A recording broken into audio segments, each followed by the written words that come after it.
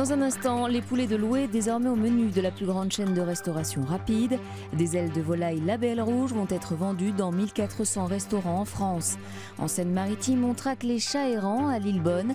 Une grande campagne de stérilisation a débuté.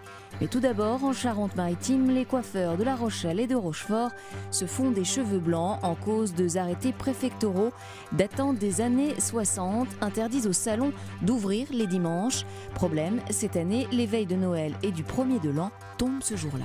À Rault, dans les salons de coiffure, les dimanches 24 et 31 décembre, à Rochefort comme à La Rochelle, ils devraient être fermés. J'irai la veille pour être belle, pour les fêtes. Je serai moins présentable le jour du réveillon et c'est vrai que c'est dommage. En cause, 2 arrêtés préfectoraux de 1962 et 64 qui interdisent aux coiffeurs de travailler le jour saint. Il faut nous laisser travailler dans des moments comme ça. On n'est pas très content par rapport à ça. Ça date, donc ça s'est enterré un petit peu et puis ça ressurgit quand il ne faut pas. Des arrêtés qui ne concernent que les villes de La Rochelle et Rochefort, qui comptent à elles seules près de 130 salons de coiffure. Oui, mais à Fouras, ils peuvent travailler, Saint-Agnan, ils peuvent travailler, mais pas Rochefort et La Rochelle. À bientôt, Thierry, au revoir. Dites-moi, les confrères s'inquiètent? Oui, alors le confrère, là, il fait partie du syndicat. Il est vice-président du syndicat de la coiffure. Donc, ils ont fait le courrier déjà, il y a 15 jours, 3 semaines, et ils n'ont pas de réponse encore. Car ces journées de fête sont particulièrement rémunératrices, de 20 à 50% de chiffre d'affaires supplémentaire. Comment en est-on arrivé à cette situation ubuesque? Explication. Il n'y a que La Rochelle à Rochefort parce qu'à l'époque, il n'y avait pas de syndicat départemental.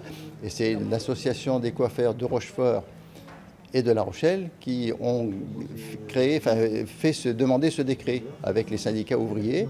Ouvrir ces 2 dimanches, c'est risquer une amende et 15 jours de fermeture administrative.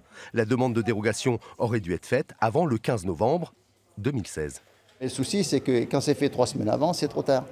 Il faut que ce soit fait avant le 15 novembre de l'année précédente. Des négociations sont en cours avec la préfecture en attendant une coupe franche sur ces arrêtés.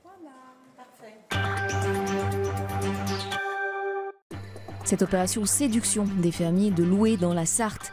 Les éleveurs ont fourni les ailes de volaille Label Rouge qui seront vendues pendant 1 mois et demi dans les 1400 restaurants McDonald's en France. Un partenariat avec lequel ces éleveurs espèrent bien toucher une nouvelle clientèle plus jeune.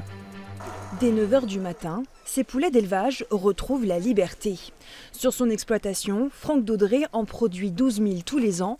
Une volaille élevée selon un cahier des charges bien particulier, celui de la coopérative des poulets fermiers de Loué. Notre poulet a la particularité d'être nourri avec des céréales non OGM issues de céréales locales. Une volaille qui est donc dehors toute la journée et on lui laisse le temps de grandir et de se développer. Elle a 84 jours pour se développer, contrairement au poulet standard qui, lui, pour le même poids, le fait en 35 jours. Une qualité qui a attiré le géant de la restauration rapide. Les fermiers de Loué vendent déjà leurs œufs à ces restaurants. Désormais, les 800 éleveurs de la Sarthe fournissent aussi des ailes de poulet. 2,5 millions de pièces ont été livrées, une quantité importante pour la filière qui a dû s'organiser. Et évidemment, ce n'est pas des ailes qui ont été produites à l'instant, mais qui ont été stockées dans très bonnes conditions en surgélation, des choses très bien faites. Une volaille haut de gamme, cuisinée selon la recette qui a fait le succès de la restauration rapide. Aujourd'hui, opération communication dans ce restaurant du Mans.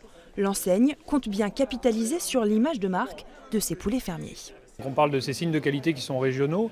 On fait connaître des fromages auvergnats, par exemple, comme la fourme d'Ambert à l'ensemble du territoire français.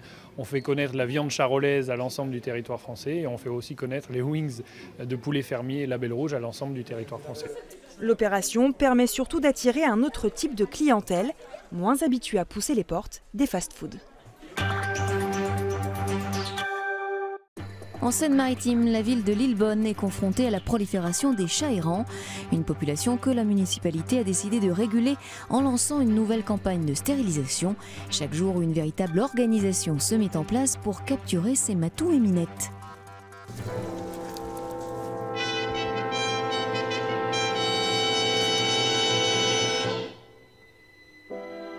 Des fois ça va vite, hein. Je vous dis, au mois de mai, on a capturé 10 en 2 jours. Entre Gérard le trappeur et les chats errants, c'est une histoire d'appât. Le thon, ça a plus d'odeur. Donc, et ça les attire plus. À Lillebonne, l'association Julio Chat a commencé sa nouvelle campagne de stérilisation de la population féline. Chaque matin, les bénévoles posent des trappes spécialement conçues pour les piéger. Ensuite, direction la clinique vétérinaire chargée d'examiner, de tatouer et de stériliser les gros matous et les petites minettes. C'est très important afin d'éviter que les chats ne pullulent dans les rues et ne transmettent des maladies aux chats des riverains. Et on parlait notamment du sida et de la leucose, mais il y a d'autres maladies. La 3e année, on arrive à un calcul de 1728 chats. Il y aurait près de 300 chats errants à Lillebonne. La dernière campagne a permis d'en stériliser une centaine. Un travail de longue haleine. Les effets de ce travail-là vont se voir sur plusieurs années. En fin de compte, c'est au fur et à mesure qu'on va faire des séances de trappage que la population du coup va devenir infertile, puisque stérilisée et castrée. Donc à un moment donné, on va avoir une régulation naturelle. La mairie et la fondation 30 millions d'amis financent l'opération. Parce qu'un chat, quand il éclate, retombe sur ses pattes. Les chats sont ensuite relâchés dans leur quartier, nourris et dorlotés. La belle vie, quoi.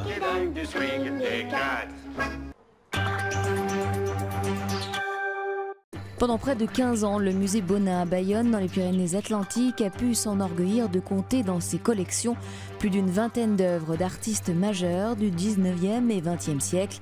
Des œuvres qu'il se voit aujourd'hui contraint de restituer au petit-neveu de Marguerite Salle, la véritable propriétaire de ces œuvres. Croquée ici par José Palmeiro, Marguerite Salle, une dame aux yeux verts, aujourd'hui décédée, qui possédait une vingtaine d'œuvres d'art, dont ses 4 tableaux, signés quand même de peintres renommés comme Francis Picabia, ici pour ce chat, ou encore Marcel Cosson ou Gustave Caillebotte. Ces toiles avaient été mises en dépôt au musée Bonnat en 2000, à Bayonne, après un incendie pour les protéger. Sur décision de la Cour d'appel de Pau le 30 octobre dernier, il a fallu les restituer aux héritiers. Cette dame avait l'intention de les léguer tout simplement ses œuvres à la ville de Bayonne. Les dispositions testamentaires qui ont suivi ces faits ne confirment pas cette volonté, bien au contraire, et à partir du moment où la décision de justice a examiné cette disposition testamentaire et nous demande de restituer les œuvres, nous le faisons de bon gré, sans difficulté aucune. Ces toiles, provenant d'artistes majeurs de la fin 19e, sont restées dans le fond du musée pendant 15 ans. Désormais, les tableaux retourneront à leur véritable propriétaire, les petits-neveux de la défunte. La valeur de l'ensemble ne semble pas d'une facture révolutionnaire.